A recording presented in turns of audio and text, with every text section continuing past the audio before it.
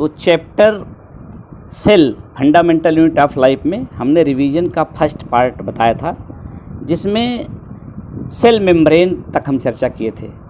अब एक अलग पार्ट, आउटर पार्ट तो प्लांट सेल में यही है, कह लीजिए।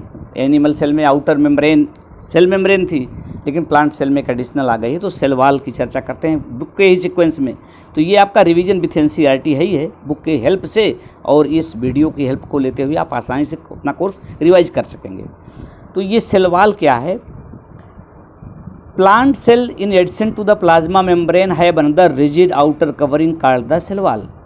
प्लांट सेल में एनिमल से अतिरिक्त जो आउटर प्लाज्मा मेम्ब्रेन थी एनिमल सेल में, उसके अलावा एक एडिशनल लेयर होती है जिसे हम सेल वॉल कहते हैं। और ये सेल वॉल, हम इसके पहले चर्चा किए थे, मेम्ब्रेन प्रोटीन और लिपिड की स्पेशली बनी है, but the cell wall of plant cell is mainly composed of cellulose, जो स्पेशली सेलुलोज की बनी है। ये अलग बात है कि इसमें कभी कभी वो आपके लेवल से नहीं है, इसमें लिग्निन हो सकता है, पेक्टिन हो सकता है, सुवेरिन हो सकता है, लेकिन आपको ये जानना है कि जो भी रहे, लेकिन मैक्सिमम क्वांटिटी सेलुलोज की और सेलुलोज रहती है प्रॉबेबली, इसलिए कहते हैं कि सेल वॉल मोस्टली सेलुलोज की बनी होती है।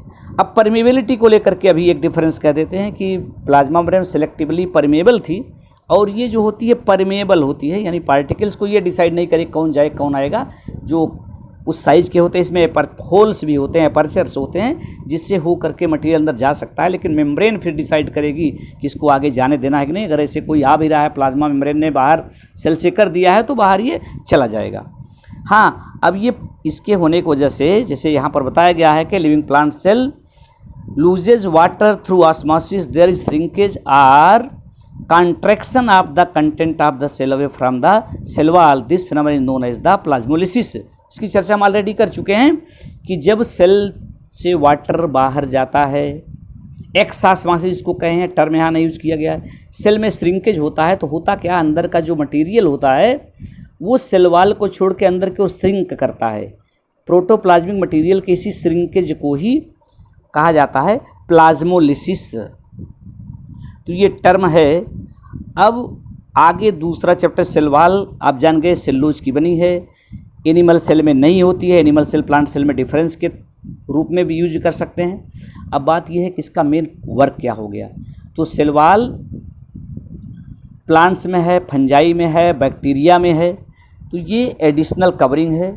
ये सेलुलर मटेरियल को एक्सटर्नल मटेरियल से सेपरेट करती है, प्लांट सेल को स्पेसिफिक शेप और साइज प्रोवाइड करती है, सेल को स्ट्रेंथ प्रोवाइड करती है, और इसमें जो होल्स होते हैं उससे जो एडजेसेंट सेल हैं उनमें मटेरियल्स के एक्सचेंज में भी हेल्प करती है।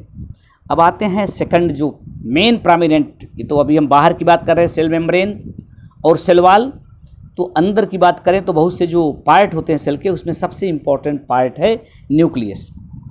तो जैसा कि ओनियन पील की स्ट्रक्चर में हम बात कर रहे थे, अगर इसको देखा जाए कि ओनियन पील ली जाए, उसमें थोड़ी सी थिन स्लाइस लें, उसको फिर आयोडीन से या सेफ्रेनिन, यूसिन, फास्ट ग्रीन, ऐसे कलरिंग एजेंट आते हैं जिनको बायोलॉजी की भाषा में स्टेन कहते हैं, उससे कलर कर दें। तो यहाँ कलर करना नहीं यूज करते हैं, स्टेनिंग कहते हैं।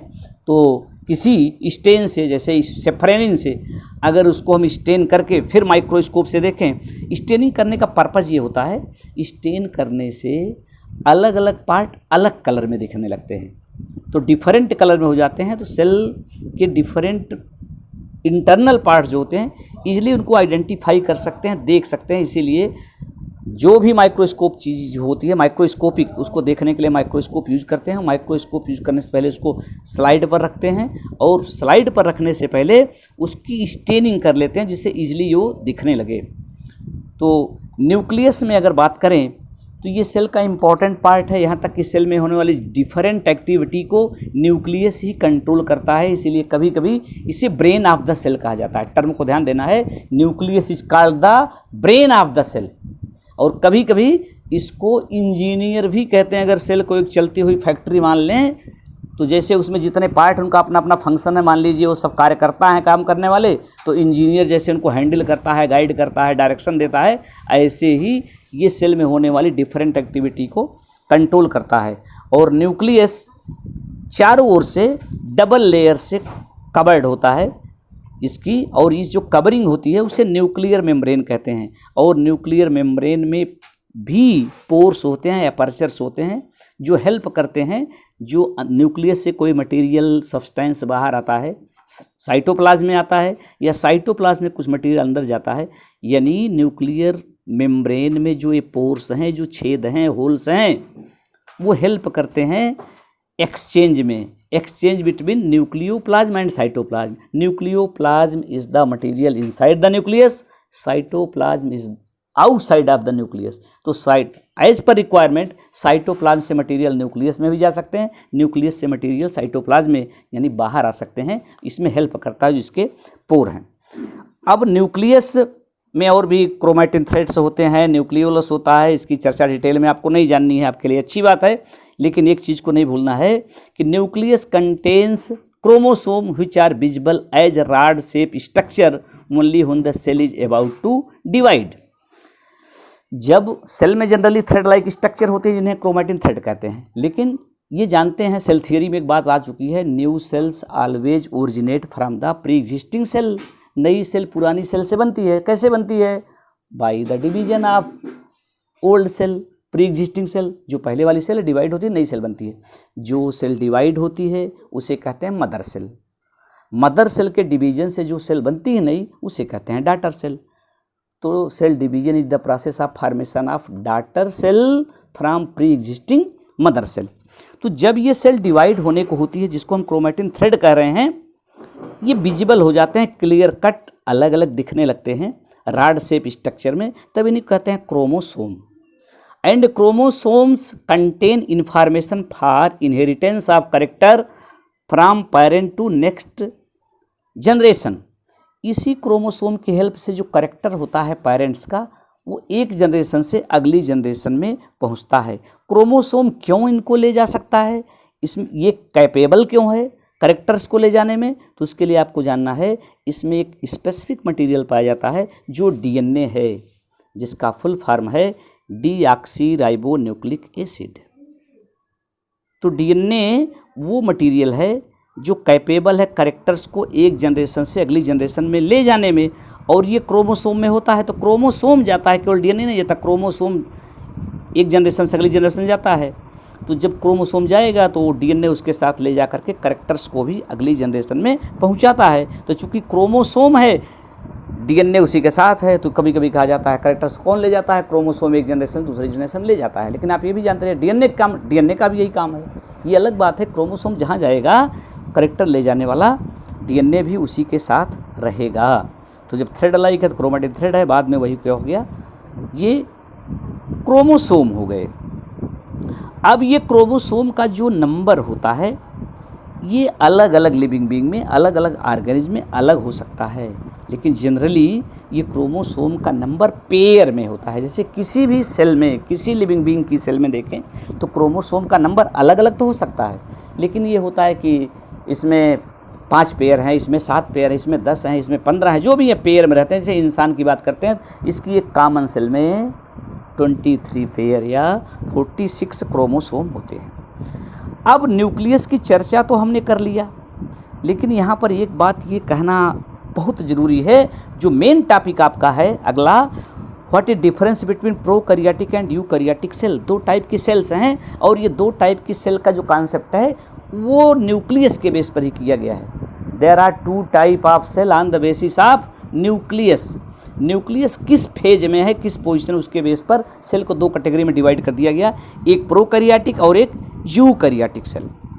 तो प्रोकैरियोटिक सेल क्या हैं, पहले इसकी चर्चा करें तो ध्यान दीजिए। न्यूक्लियस में अभी हम चर्चा किए थे कि मेम्ब्रेन होती है डबल लेयर की, जिसको न्यूक्लियर मेम्ब्रेन कहें, लेकिन ऐसी भी सेल्स हैं जिसमें न्यूक्लियर मेम्ब्रेन नहीं है।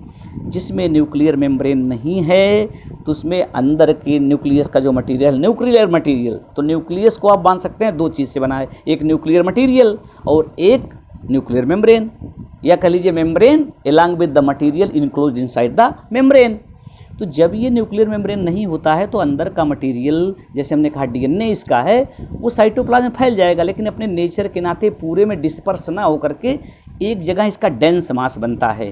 तो जब न्यूक्लियर मेम्ब्रेन से कवर्ड नहीं होता है, साइटोप्लाज्म में इसका एक डेंस मास दिखता है, तब उसे न्यूक्लियस नहीं कहते हैं, उसे न्यूक्लाइड कहते हैं। ऐसा माना जाता है कि जब शुरू में सेल बनी, सब जानते हैं दुनिया में जितने जीव आज हैं शुरू में नहीं रहे हैं, पहले यूनिसेलुलर बना, फिर डिफरेंट टाइप के बनते गए, उसकी चर्चा आप आगे कक्षा में जानेंगे। अभी ये आपको जानना है कि जो पहले सेल बनी थी उसमें माना जाता ऐसा ही न्यूक्लियस था जिसमें न्यूक्लियर मेम्ब्रेन नहीं थी। इसलिए ऐसी सेल को जिसमें पुराने सेल में जैसे न्यूक्लियस का कॉन्सेप्ट बनाया गया है कि न्यूक्लियर मेम्ब्रेन नहीं रहा होगा, आज भी कुछ सेल में न्यूक्लियर मेम्ब्रेन नहीं पाई जाती है, इसीलिए इस सेल को कहते हैं प्रोकैरियोटिक सेल। वर्ड पर ध्यान दीजिए, प्रोकैरियोटिक में दो वर्ड हैं, pro means primitive and karyote or karyon means nucleus. तो primitive type of nucleus, primitive type of nucleus का मतलब एंशियंट टाइप, प्राचीन, शुरू में न्यूक्लियस कैसा था भाई, न्यूक्लियस सेल में रहता, जो पहली सेल रही होगी उसका न्यूक्लियस भी पुराना रहा होगा, तो इसलिए ऐसी सेल को कहते हैं प्रोकैरियोटिक सेल। और ये प्रोकैरियोटिक सेल पाई जाती है बैक्टीरिया में, ब्लू ग्रीन एल्गी में। इसके अलावा जितने भी एनिमल्स हैं, चाहे वो यूनिसेलुलर हैं चाहे मल्टीसेलुलर हैं, कुछ यूनिसेलुलर, ये संयोग से दोनों यूनिसेलुलर हैं, यानी प्रोकैरियोटिक केवल यूनिसेलुलर में होती है और यूकैरियोटिक सेल मल्टीसेलुलर में तो सभी में है, लेकिन कुछ यूनिसेलुलर में भी है, यानी कुछ यूनिसेलुलर ऑर्गेनिज्म भी ऐसे हैं जिनमें यूकैरियोटिक सेल है, means nucleus is enclosed bye nuclear membrane, उसमें न्यूक्लियर मेम्ब्रेन है या क्लियर कट न्यूक्लियस है। तो न्यूक्लियस के बेस पर दो टाइप की सेल हो गई, एक प्रोकैरियोटिक सेल और एक यूकैरियोटिक सेल। जिन ऑर्गेनिज्म में प्रोकैरियोटिक सेल होती है उन्हें प्रोकैरियोट्स भी कहते हैं, इसी प्रकार जिनमें यूकैरियोटिक सेल होती है उन्हें यूकैरियोट्स कहते हैं। तो आगे एक डिफरेंस का ये लेबल दिया गया है जिससे आप ब्रीफ कर सकते हैं क्या डिफरेंस है। ये जो टेबल दिया गया है, यहाँ से प्रोकैरियोटिक यूकैरियोटिक का डिफरेंस हम बात करते हैं तो कई पॉइंट दिए गए। फर्स्ट साइज को लेकर के, तो प्रोकैरियोटिक सेल जो कि इसकी जनरली जो साइज होती है ये कंपैरेटिवली स्मॉलर है, जैसे यहाँ पर दे दिया गया है 1 to 10 micrometre, 1 micrometre is equal to 10⁻⁻6 metre. और यूकैरियोटिक की जो साइज़ है ये जनरली 5 to 100 माइक्रोमीटर होती है। सेकंड, न्यूक्लियस को लेकर के देखें तो इसमें प्रोकैरियोटिक में nucleus is not covered by nuclear membrane, यानी न्यूक्लियर मेम्ब्रेन नहीं है, जबकि यूकैरियोटिक में देखें तो इसमें वेल डिफाइंड एंड न्यूक्लियस है, it is surrounded by nuclear membrane and nuclear material in prokaryotic is not surrounded by any nuclear membrane. अगला पॉइंट है क्रोमोसोम।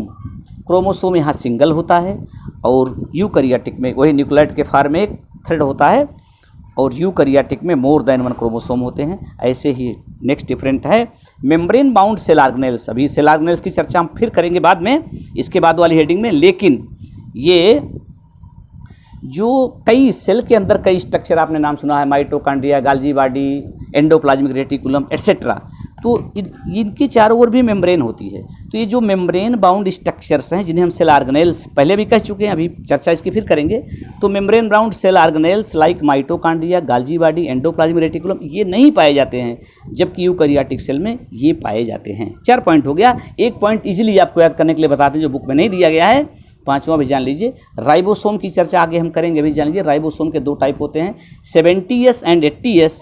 तो यहाँ पर एक पॉइंट और ऐड कर सकते हैं, 5th पॉइंट कि प्रोकैरियोटिक में जनरली 70S टाइप का राइबोसोम पाया जाता है, जबकि यूकैरियोटिक में 80S टाइप का राइबोसोम पाया जाता है। तो स्पेशली इस वीडियो में हमने प्रोकैरियोटिक और यूकैरियोटिक का डिफरेंस और यहाँ तक की कहानी को हमने बता दिया है।